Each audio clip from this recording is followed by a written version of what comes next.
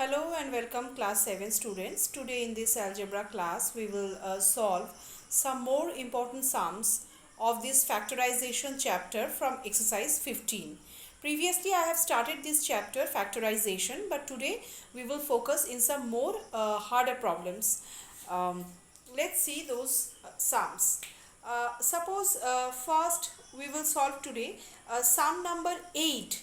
Sum number 8 of exercise 15. Please see carefully all the sums that I will do today. So sum number 8, we have 25a to the power 4. See carefully, 25a to the power 4 b square plus 35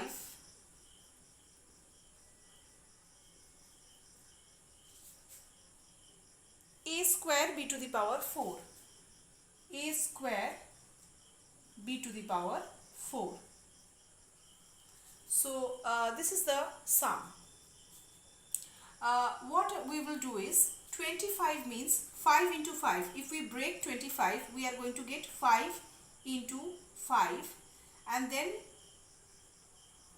a to the power 4 b square plus 35 means again 35 if we break, we are going to get 5 into 7. 5 into 7 a to the power 2, that is a square b to the power 4. Now, how we will solve this sum? We can see the factor 5 is common in both the terms. The presence of 5 is there in both the terms. So, 5 is a common factor. That common factor we will take first. Now, talking about these variables. What is the variable in the first term? The variable in the first term is a to the power 4 b square, and the variable in the second term is a square b to the power 4. So a and b is present in both the terms. What we will take as a common factor? The variable with the minimum power. A particular variable with the minimum power will be taken as a common factor. That means here it is given a to the power 4, and in the second term it is given a square.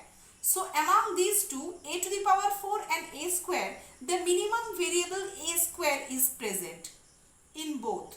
So we will take a square as the common variable. A to the power 4 and a square. A to the power 4 and a square, between these two, a square is minimum, which means that a square is present in a to the power 4 as well as a square is present in a to the power 2. That is, this a square is present in both. That's why it has been taken common. Again, in case of b square and b to the power 4, the minimum is b square. Among these two, the minimum power is b square. So, we will take b square as common because b square is present here also and b square is present in b to the power 4 also. So, being the variable with the minimum power, we will choose b square as the common variable. So, these things we will take as a common. 5, I repeat, 5 is the common factor. That is why 5 is chosen as the common factor. 5 is present in both. Again, a square is present in both a to the power 4 and a square. A square is the variable with the minimum power. That's why it is a common factor. Again, in case of the next variable, that is b, between b square and b to the power 4, the variable with the minimum power is b square. That means b square is present in both. So b square has been taken as a common factor. That's why 5a square b square has been taken as a common factor, and the remaining we will keep in another bracket. What is the remaining? See, 5 has been taken out. So remaining is 5 in the first term, and from a to the power 4 b square, we have already taken a square b square. So what is remaining? Another a to the power 4. If we subtract this from the first term, we are getting the leftover as a square, because this a square and this a square get multiplied if the bracket is removed, and they give us a to the power 4. That is why from a to the power 4, if we take out common as a square, the remaining will be a square. So 5a square we are getting from the first term. And in the second term, what is remaining? 5 has already been taken out as a common factor. So remaining is 7. 7 we are taking. A square has been taken out. So a square will not be there. B to the power 4. From b to the power 4, if we deduct b square, because b square has been taken out. So if we deduct b square, the remaining is b to the power 2. That is, b square is remaining. On removing the bracket, this b square and b square will get multiplied to derive b to the power 4. So by back calculation also we can see that our sum is right. Because how can we do the back calculation? We can remove the bracket and we can multiply the outside factor with the inside. Then we can derive the first line, the sum itself. Through back calculation we can check it.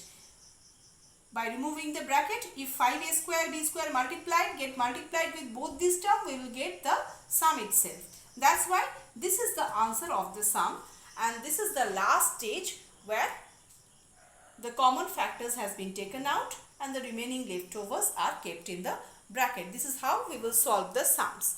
Very quickly we will do another sum through which your doubt may get cleared.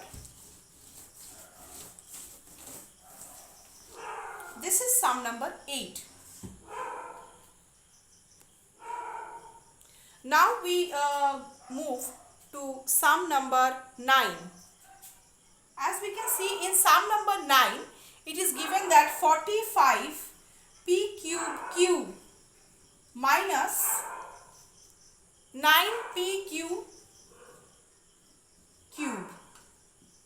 45p cube minus 9p cube. 45p cube minus 9p cube. So, from these two factors, we will not show the factors. Orally, verbally, we will try to break it. 45 means 9 into 5 and here 9 means 9 into 1. So, 45 if we break, we can get 9 into 5. So, 9 is present in both. Here 9 5s are 45, here 9 1s are 9. So, 9 is common. 9 is a common factor between these two terms. So, we will take 9 as a common factor. And then p cube and p cube.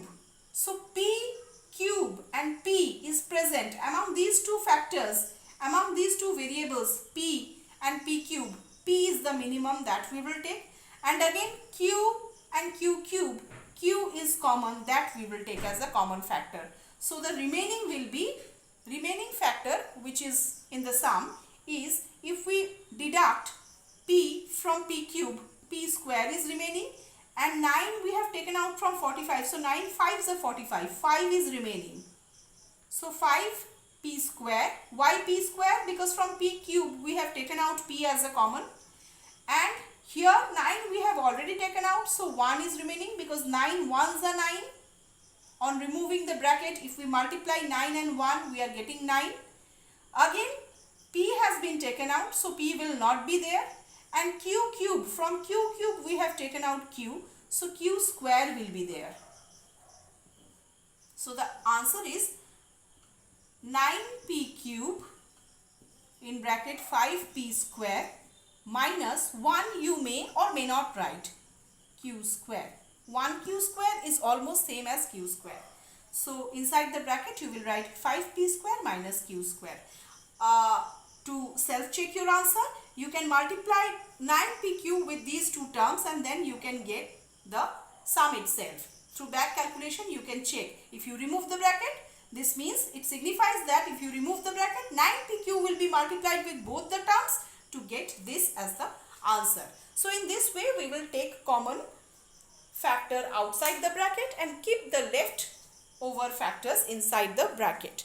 In the upcoming classes I will provide more sums to make it easier for you. I hope whatever I have explained in this class you have understood well. So till then, practice this sum. Goodbye.